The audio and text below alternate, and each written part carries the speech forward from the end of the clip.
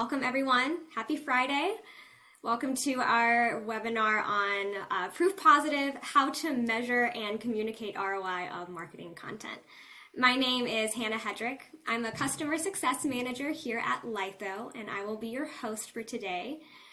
We've got a really dynamite crew lined up for you. I'm so excited for you all to hear from our amazing panelists. And just to kind of set the stage a little bit and talk about why we are here. We know that one of the biggest challenges we often hear from marketing and creative teams is how do we prove ROI, right? That's something that's always top of mind. And I know as a CSM, it's something that I hear from nearly all my customers. And I think a lot of that challenge comes from, we know the value of our work. We're in it in the day-to-day, we feel it day-to-day, but how do we quantify that in a way that really resonates with leadership? So that is exactly what we're going to be diving into today, how Litho Reviews not only streamlines the creative approval process, but also delivers measurable impact, from faster turnaround times to clearer stakeholder alignment and higher quality output. So a little bit of housekeeping before we get into it.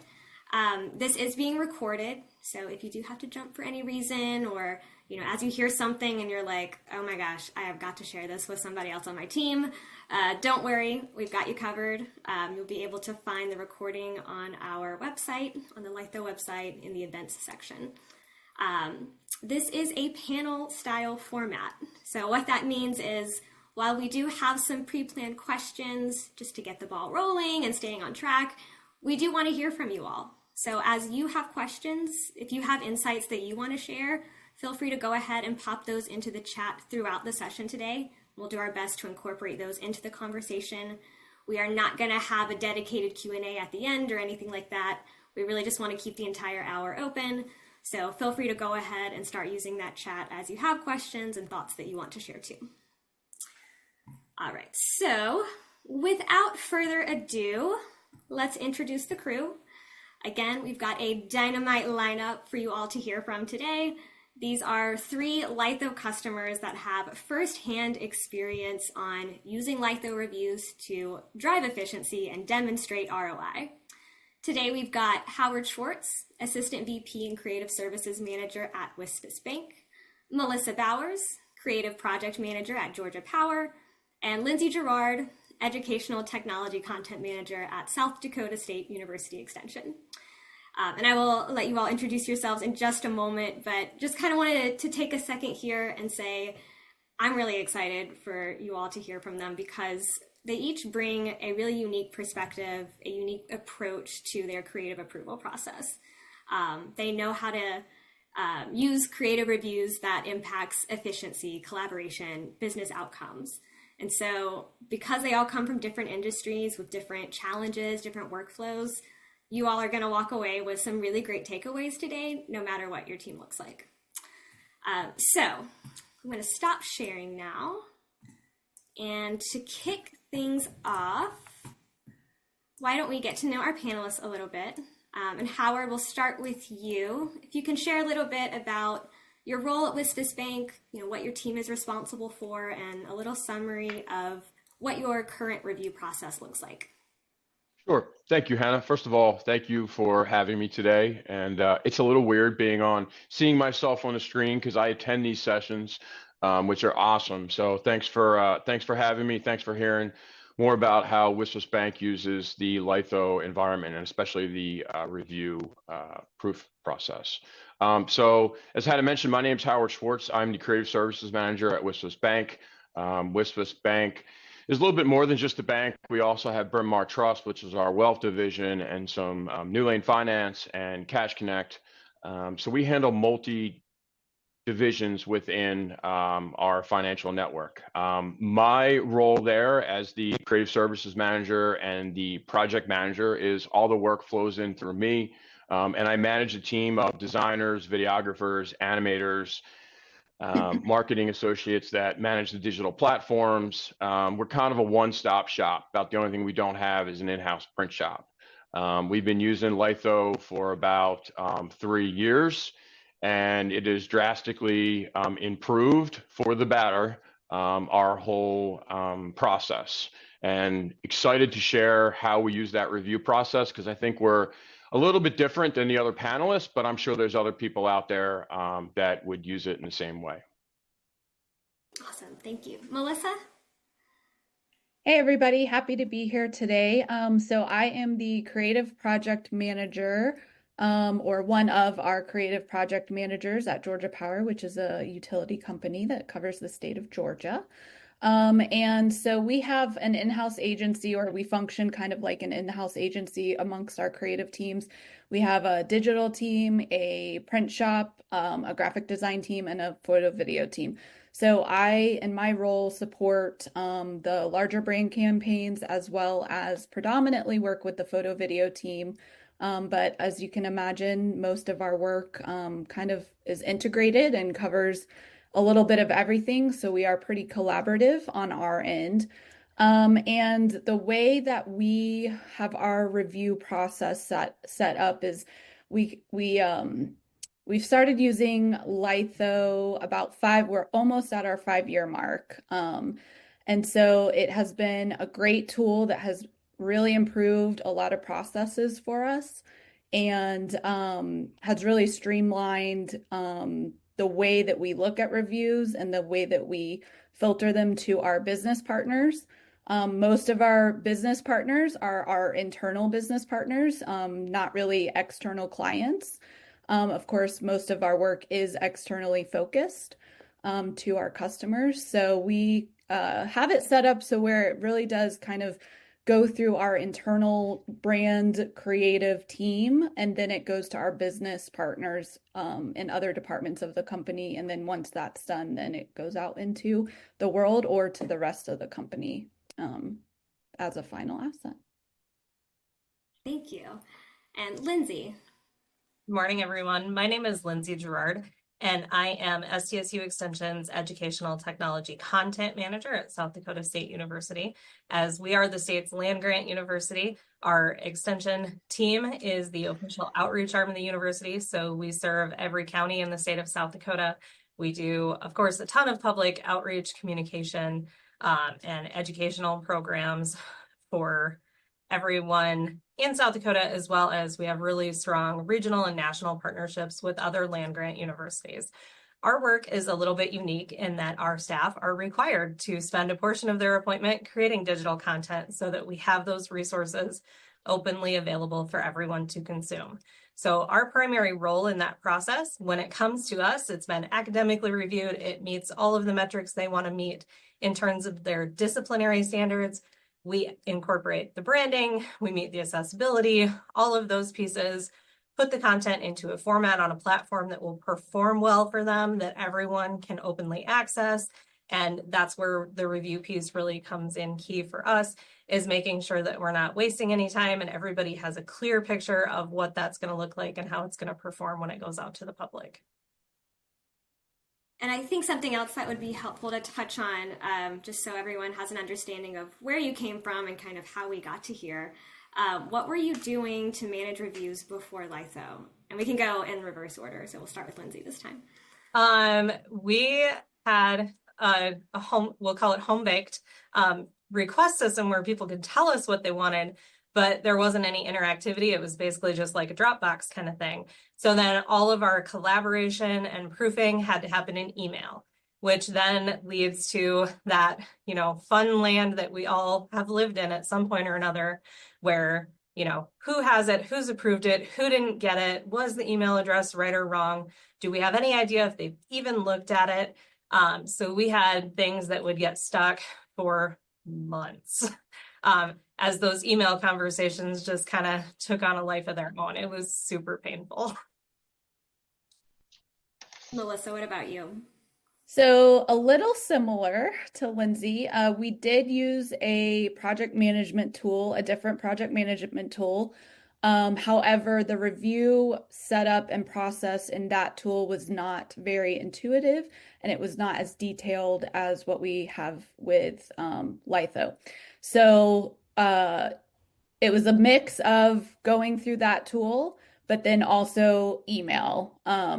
and kind of trying to keep up with both of them. Not all of our creative teams at that point were on the management tool. So you had 2 out of 4 creative teams using it.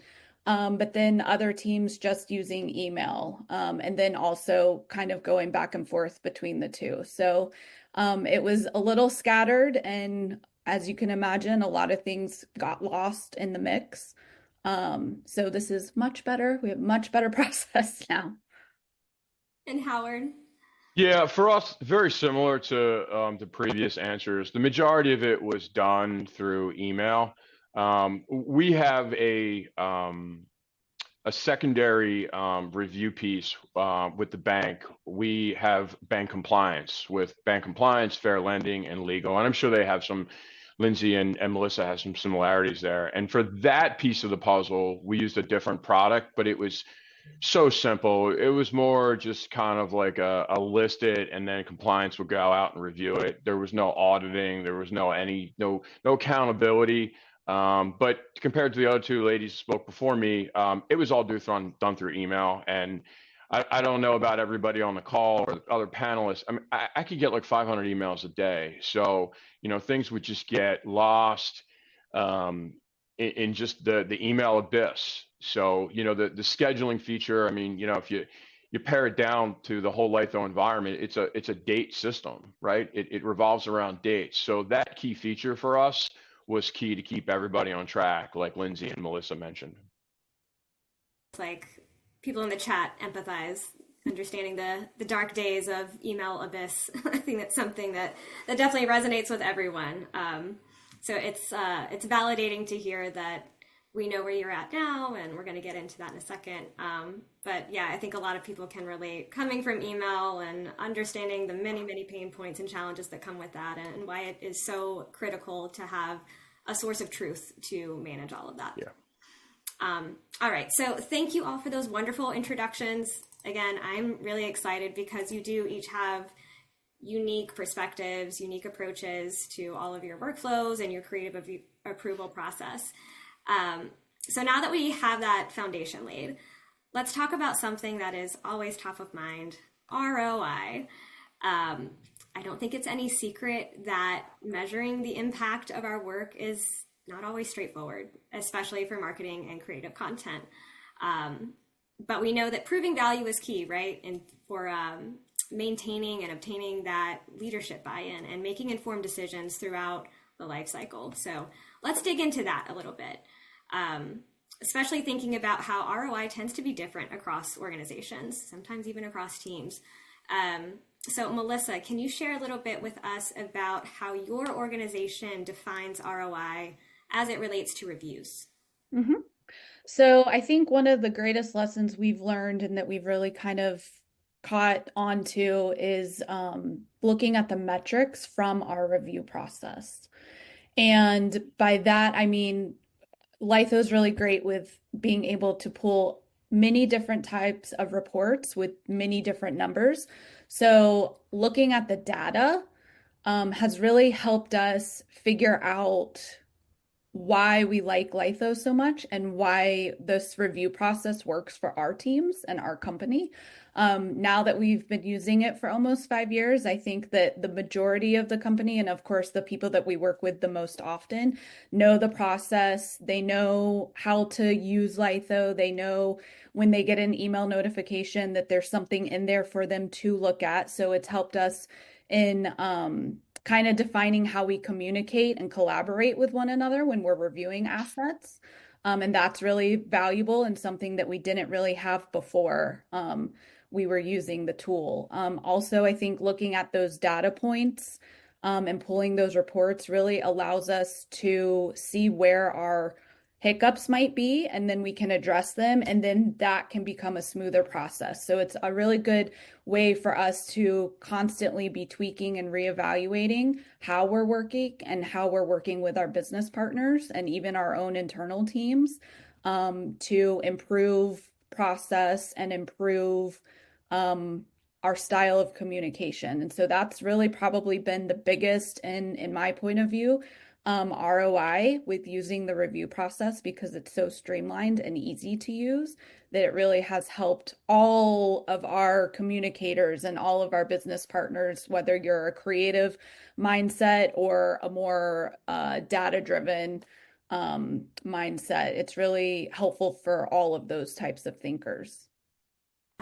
And if I could play off of that, because it's really similar to what Melissa mentioned. I completely agree 100%, Melissa, with what you got going on there. And to add to that as an example, we do all that at WSFS. And on top of that, for a specific example, we tracked a number of revisions in a proof review to see how many times that goes. And what I've worked with our director of brand, who I report to, is we set goals for my design team's objectives and appraisals for the year.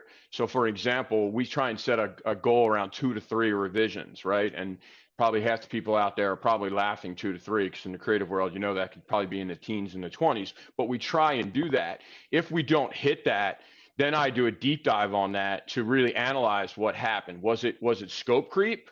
Or what I'm really looking for, the scope creep I'll address with the customer. But what I'm really looking for is development of my team, right? Did we have poor execution to meet the requirements of what they asked? Because that's another form of ROI that I'm looking for to generate productivity, in our marketing department. So again, completely agree. Ditto answer for Melissa, but just one specific example. We take it even further, where we connect a lot of that data to profits and loss of each effort of the bank, using time tracking and hours and costs associated with that, potentially for a specific campaign. So there's definitely a lot of ROI on multi-levels with the review process. Yeah, Howard, you mentioned that productivity, and that was our key selling point. We were fortunate that our administration was supportive from the get-go, because we all agreed that things getting caught in proof and never getting out to the public was one of our biggest problems. We had tremendous talent on the authoring side, tremendous talent on the creative side, but things were, never getting out where people could consume and use those tools. So we agreed on the problem to begin with, which was nice. I didn't have to do a lot of justifying and reporting. We could just start and roll right into making it work. But at the end of the day, how many deliverables we can produce with our really small team is what is key, because every piece of content we produce is designed to help somebody. It looks like we've got a question in the chat that I want to throw to the group. Yvette says their team has an issue with the timeout rule for approvals, and they've established a 72-hour limit, but when the weekend comes, it eats up all the time and people get skipped. Does that resonate with any of you? Do you have any advice for how to tackle that? For us, we run into that all the time. The reviews are constantly expiring. There's only so many hours in a day. I feel like I constantly are shifting dates, and we're trying to work internally how to improve that. So I'd be open to hearing some other answers as well. I will say the really nice feature about the proof review system, when you send something out for review, is you can re-notify people. And we take full advantage of that feature. And it's gotten to some degree so bad that I literally had a internal customer reach back out to a designer and say, I know, I need to get to it. Stop re-notifying me, but we're getting our point across. And it's a constant problem for us as well. So I'd be interested in hearing how Lindsay and Melissa handle that. I think we do also have that problem. I think one of the best things and I'll be honest, we're not always great at this either, but I think one of the best things we should be doing is setting the expectation at the beginning of the project, especially for these quick turn project deadline driven things that we're doing, or something that really has a hard due date and is not flexible. So I think setting that expectation with your clients or your business partners who are the reviewers up front to just establish, hey, this needs your look, you need to look at this quickly, or at least quickly after it's sent to you.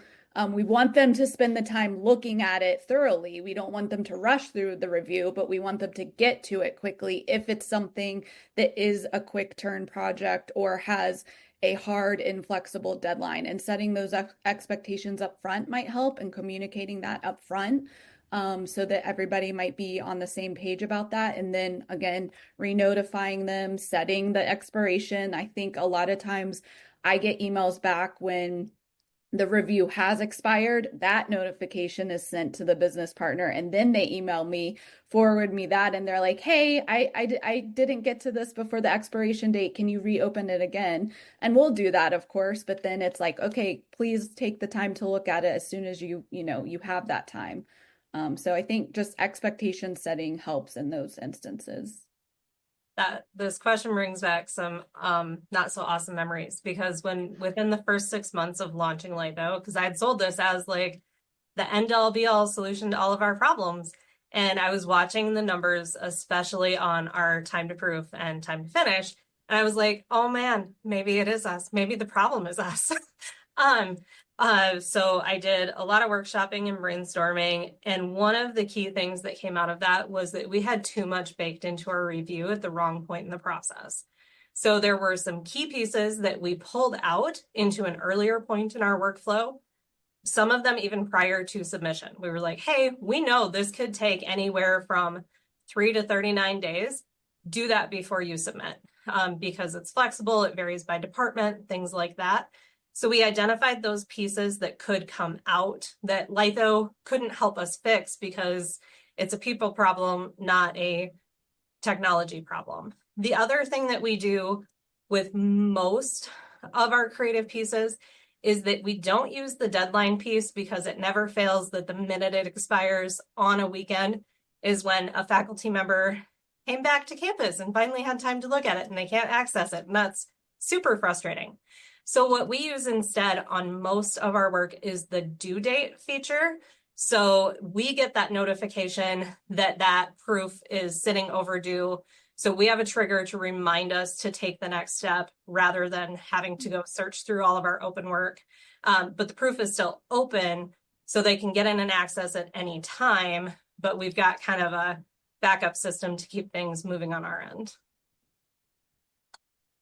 This is great. I'm hearing so many like golden nuggets here between you and the chat. The chat is popping off. Someone suggested using a tag for extended deadline to track those. So, that would be a really easy way of running a report, filtering by that tag and seeing like, how often is this happening? Is this a process issue, or is this a repeat offender that we need to address? Reporting always allows us to dig into the problem and decide how we are going to move forward. Lots of other great suggestions here in the chat. I'm just scanning through to see if we have any other questions. Got a lot of just really good suggestions here. Love it. Optional reviewers are amazing. Yes. Including in their message, hey, you're an optional reviewer. You will probably have a day to look at this. If not, we're moving forward. Yeah. The other thing that we've started doing on not only tasking but reviews is using the priority feature. We've created levels with rush, high, normal, and low, and that seemed to help a bit as well with reviews. And the normal Litho tasking that's created with my design team. We use that an awful lot to determine our priority list. Excellent, love that. Well, these are really great insights on measuring ROI, and it's, I think, really clear that tracking is key. But so much of that comes from the collective day-to-day efficiencies of the entire team, right? So let's shift gears a little bit and talk about some more tangible ways that Litho Reviews has helped optimize your workflows. And a lot of this we've kind of already touched on, but we know that reviews tend to be where a lot of bottlenecks can happen. We see things happen like multiple unnecessary versions, unclear, conflicting, never-ending feedback, or maybe sometimes just waiting on those reviewers to submit their darn review, right? And again, I know we've already kind of touched on a lot of this, but I'm curious, how else has the review process helped streamline other parts of your workflow? Lindsay, have you seen improvements in turnaround times or fewer errors, anything along those lines? Yes, a tremendous improvement in turnaround time. The other thing that we were able to do that plays into how we do our proofs now is we use the campaign forms. So they can ask for multiple things at once that all go together. And then on the back end, rather than you get a proof on Tuesday from the designer and you get a proof on Thursday from the videographer, we try to build those projects out so that you get a comprehensive proof all at once. So that if you want to change the date, if we had the date wrong or what have you, that can be made once. Everybody is aware of it. We don't have to rely on people to try to connect and catch it after it's been published and things like that. One of the pieces that we kind of use as we continuously improve our system, Donna Habersat, who's a user experience specialist, always told me that you have to add structure to improve flexibility, which sounds so backwards, but it is my go-to quote for almost everything. Almost always when we're running our reports, when we're looking at where we're seeing issues, we can go back to, okay, do we have the data we need to begin with in the right place at the right time for the right people? So that's how we've approached that. I love that. Yeah, I think it's such a balance of finding that structure. Like, we have to have the guardrails up, we have to have a process, but we have to also leave room to be adaptable. That's another huge part that I think can sometimes get overlooked when we're trying to just follow these rigid guidelines. And it's finding that happy medium so that both can work at the same time. Melissa, what about you? How has your review process helped streamline other parts of your process? Yeah, well, first, Lindsay, you're my new best friend because I say that all the time about having a process and having some structure allows you to actually pivot more easily and be more flexible. So thank you for saying that. I think for us, it's really helped. I keep going back to communication. And, when you're working with there's almost 7,000 employees at Georgia Power, and we serve 2.7 million customers. So I think when you have that large of a span, you have to really tailor how you communicate with different people and different groups of people. And so within our review process, I think one of the things that's been most valuable is once sometimes we call them repeat offenders when they're doing something over and over and over that, we're on review 17 and it's like, this happens with you all the time. It has really helped us identify our coworkers who maybe aren't at the beginning the most detail-oriented people, or they have this idea in their head, but they don't quite know how to articulate it in a manner that we know exactly what they're looking for. And then you also have the reverse of that, right? You have the people who definitely know what they want. They articulate it very well and give us all the details we need. And then we can turn that around, put it through the review, and they sign off on it almost immediately. So I think the review process has really helped that for us of identifying when we're working with somebody that we've worked with a lot before. Okay, this is how we need to communicate with them. This is what we need to provide to them to make them feel comfortable looking at their asset and then provide that valuable feedback to us. It also allows us, and just from the beginning of a project request to, okay, I need to sit down and have a conversation with this business partner before I can hand off the project. Whereas other people, they can submit it. I know exactly what they want. I can pass it off to the video producer or the graphic designer, and like no questions really need to be asked. We know what we're working towards. So the review process is really great for that, and the way that the review is set up, where they can mark up those things, is really helpful. On videos specifically, people who aren't in the video world or who don't look at a lot of videos, if you said, give me the time code for where you need an edit made, they're gonna say, well, I don't understand what a time code is. What do you mean?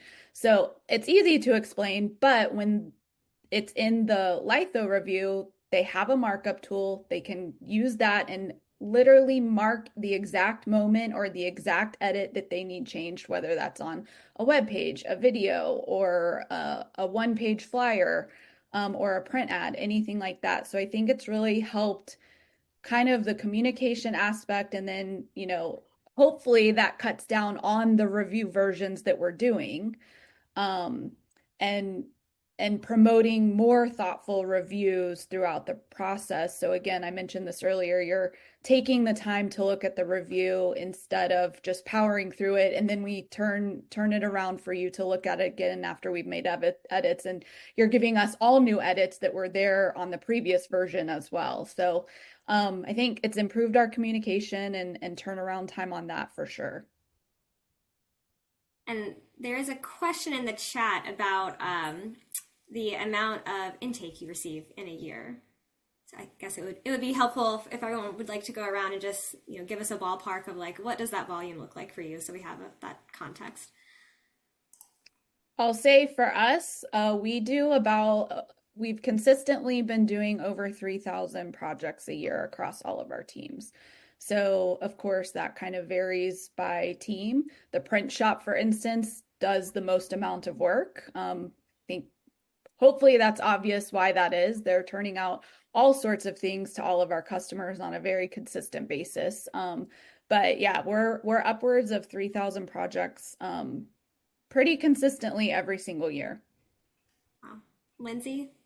We run around 2,000 projects. Since we're not entirely in-house, and since we are in academia, that number has a little bit of nuance to it because we do a lot of coordination with external contractors.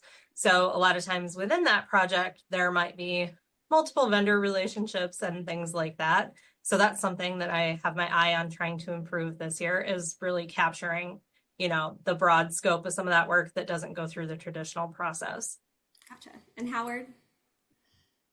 Yeah, we're between 3,000 and 5,000. I've got an average of 150 to 200 projects active at once that I need to manage. So there's a lot going on there.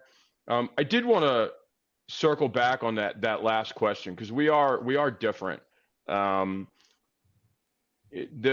WSFS Bank committed to using Litho, and then they hired me about a month later, and surprise, here's your workflow management tool, and learning it. But I come from pharmaceutical, defense contractor, and manufacturing background.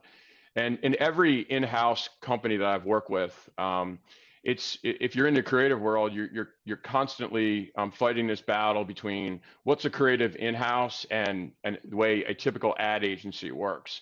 And I've had mentors that try and find that middle ground, and that's kind of where I try and live. And for me, the LIFO process and the review process, I kind of looked at it and I said, I got to break this up, right? I got to break this up for, requirements. We tack time, accountability, and then I have a compliance cog. So for us, I've literally broken it out by skill set. So a typical flow for us is content development. But then I do a LIFO review to review that content before it even gets to design. I'm a heritage designer. So for me, it was incredibly frustrating when we're making all these changes in the design phase. There's nothing worse for a designer than when that scope creep happens, right? So I tried to eliminate that by getting that content 98% locked down. So we do content development, content review. We have our marketing review tier, and then I have subject matter expert SMEs on their own tier within that review process. So those groups are being handled at. When that content is finalized and approved, then I move into design development. Then I have a design review.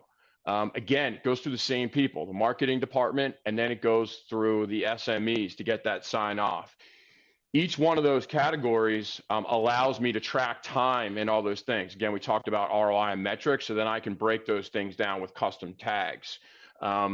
Once my design is approved by the marketing team and the SMEs, I then have a whole nother proof review line item for our compliance team. And compliance could be my bank compliance team, it can be the legal team, and it can also be in the financial world, fair lending, because we're audited in a lot of those areas.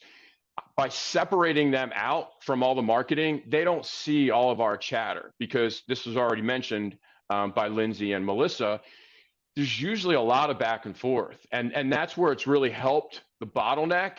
Where if we're in email, I mean, imagine how many trees that can stem off and different emails, and it's all over the place. By having it in one consolidated place where I can tag people, bring people in that might not be initially associated with the project, but they are a subject matter expert for maybe one sentence.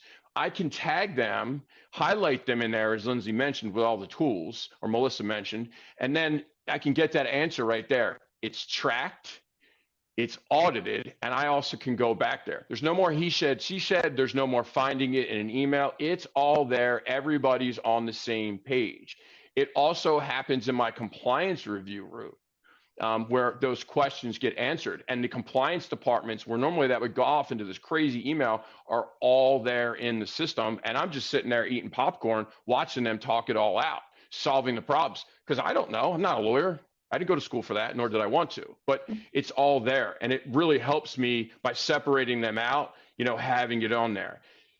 By teaching compliance how to use the tool, the bonus thing for me and the bottleneck and the time saver is really not even my main job. It has to do with, I taught these compliance people that they can conduct their own audits. Normally they would come to me and say, hey, we need to see all the lending products that we've done in 2024 for an audit. Now they go in there, they know how to search those features because I've got custom fields, custom tags. They can find all that stuff in a great reporting feature, and I don't even know it's happening. Versus before, it literally would take me a day and a half to collect all those collaterals and provide all that. That has been a game changer for us, for other departments. So one of the key takeaways that I would say in this whole thing is, don't think about just your area. Think about how this tool can help your whole company and scale it. That's been a huge thing. The LIFO review process and audit process has become WSFS Bank, WSFS Financial Court, our top shareholder level tool of standard for auditing the bank in our creative assets. Howard, can I ask you a question? So you mentioned like bringing people in that weren't originally associated with it, but then you realize, oh, we need this person to look at this one little piece of it. How do you manage that person being brought in, not having say or an opinion on the whole rest of it, and like almost too many cooks in the kitchen? I think one of the things that we've sometimes struggled with in the past is if we include everybody on a review, then it gets a little hairy of who do we listen to when they're contradicting each other, or we just need you to focus on this one part, but then it's really hard and unnatural not to have an opinion on the rest of it. So how do you guys manage that part when you have to bring somebody in? It is challenging. I will say keeping people in their swim lanes, as I like to call it, to bust out the thesaurus of keyword of metaphors. I will say it is challenging. My compliance department does sometimes stretch a little bit, but we've had a lot of conversations with them and their management to say, hey, I get you don't like the color blue, but the reality is that's our job, right? And they're respectful. I think sometimes it is helpful because there's been things there where we miss things. I mean, look, we're human, right? As much as we like to think we're the SMEs of this world, we make mistakes. So there's some avenues where they'll be like, hey, shouldn't there be a comma here? Or, hey, shouldn't this be capitalized? And for those things, we're grateful for. The opinion of, not sure if this is a great image type of thing. Well, you know what, as a designer, and you talk to any designer, they're like, stay in your lane. And I hear you. I'm pretty direct. I have those conversations, or for me, I go in there and I think I saw somebody mention something on the chat about, educating people. I believe we continually need to educate people, but at the same time, I feel we can be educated in marketing as well. I feel like I'm with the ladies. I'm all about process. That's why I love LIFO. Like, it's process oriented. And I tell my team, if you stay with the process, I will die on that hill for you. The second you step out of that process, I don't know if I can help you. So I think it's constant communication, and that's the key with everything, right? Helping them to understand, thank you, but we're good. But it is a challenge. I'm not going to lie, Melissa. It is. Question for both of you. Do you leave interaction on proofs open after the proof has ended, or is it closed, where as soon as they submit, all comments are done and it's final and we're moving on? Currently, we're open. However, I literally yesterday had a discussion because we're working on our annual report right now, our next year's strategic plan and our annual report. And as anybody that works on annual reports know, you are on a timetable because that legally has to be in hands and stockholders by X day. And my content writer yesterday said, it'd be great if we could turn on, I'm like, in my head, I'm like, I can do that, but I'm not telling her right now. So I need to reevaluate that. I'd love for people to chime in on the chat and give us some feedback on that. But currently, we're open. I will say, though, Lindsay, it has helped because we talk about the deadlines and all those wonderful things. Well, if I want to keep moving it, but somebody's just not getting back to me, and then finally they do, and they tag me, I will say that is the key function, though, that in the review process user guide, Hannah, needs to be added. I know in my world, I've really tried to train our population to tag somebody, direct a question to somebody. Otherwise, it kind of just sits out there. And we, as a lesson learned for us, that was a lesson learned early on. Somebody said, well, didn't you see my comment about XYZ? And we're like, well, no, we moved on. And you go back and you look and you're like, oh. But it's like that blind thing. But once people get the hang of, at Howard or at Lindsay or at Melissa, at least the project manager's aware of it, and then we can direct it or secretly ignore it if we want, type of thing. How about you, Melissa?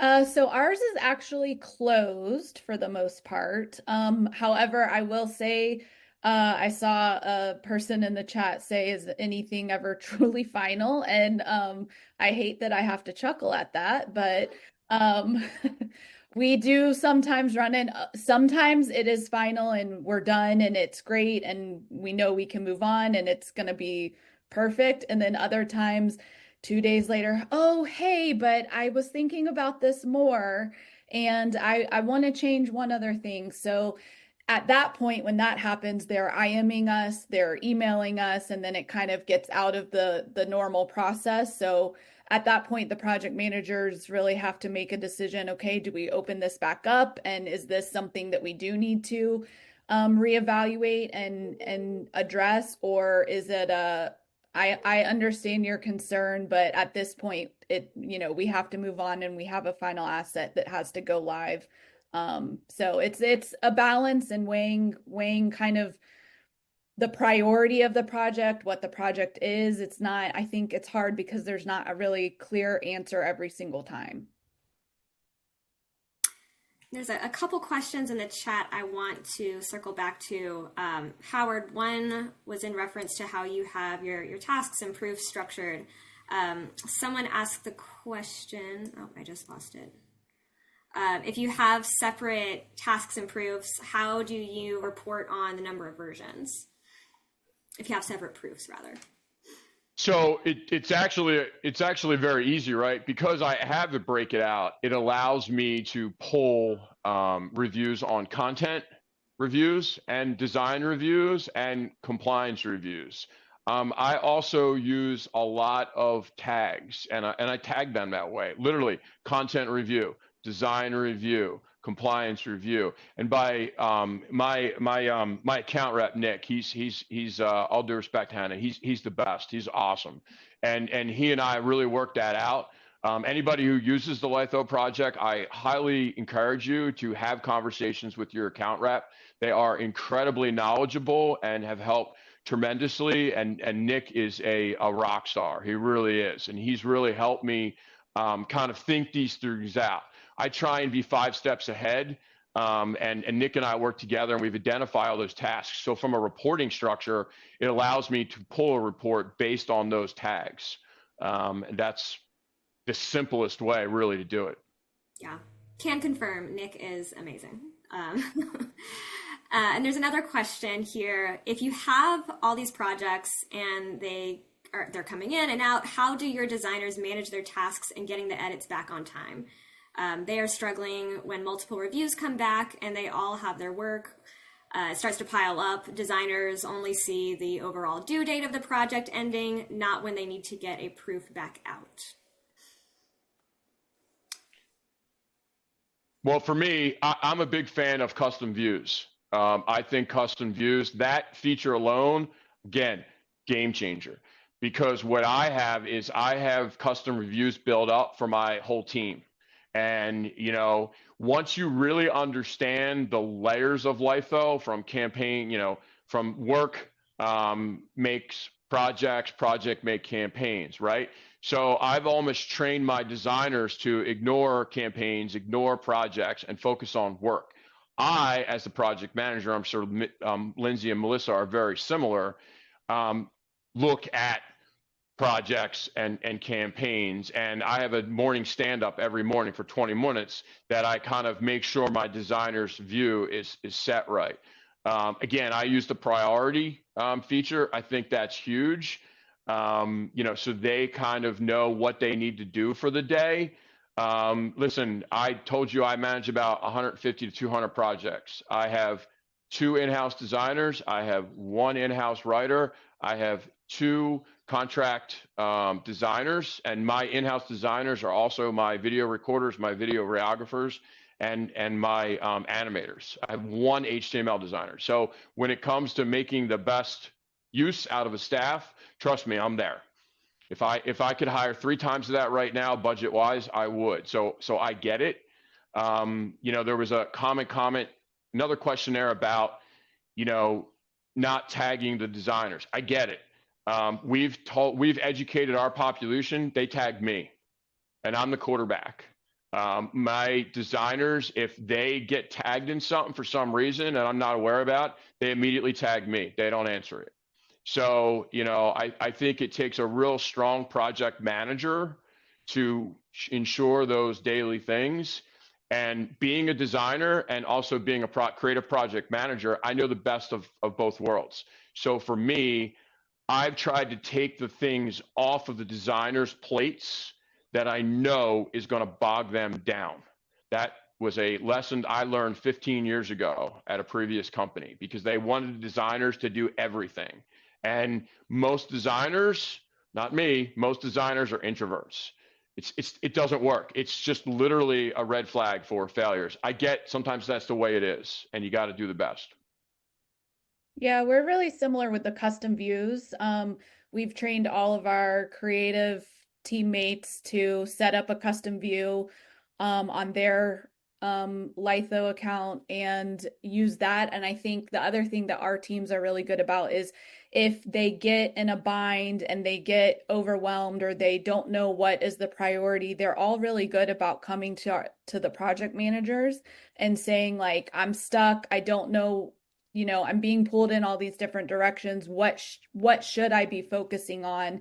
And we work together to figure that out. And I think, you know, I'm constantly looking at the custom views because that's my cue of like who has what workload so that I know when I'm assigning something, this person's skill set is best suited for this project, but they're overloaded right now. So let me figure out a different solution. So I think a lot of that is just collaboration between the designers, producers, developers, and the project manager or whomever is accepting projects and assigning work to help figure that out if they are struggling and prioritizing their work and such.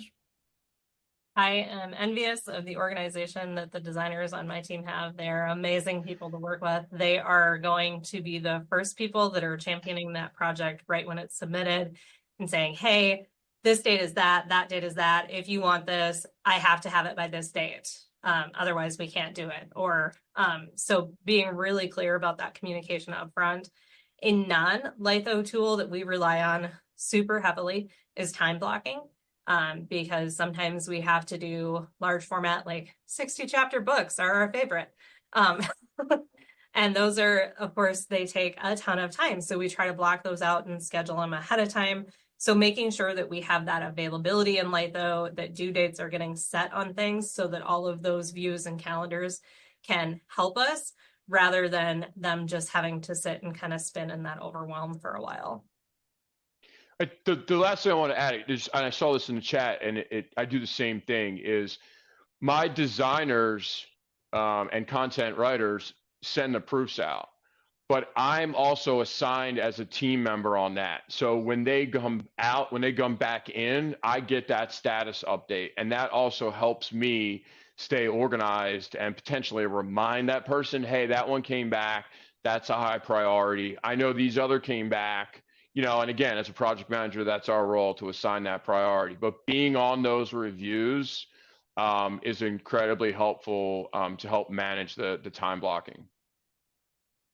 Agree with that. This has been so insightful. Thank you all so much for sharing all of these insights.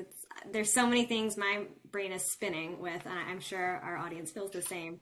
We've talked about how we are streamlining the review process, improving efficiency, but we're taking that a step further because those efficiencies really translate into real business impact, right?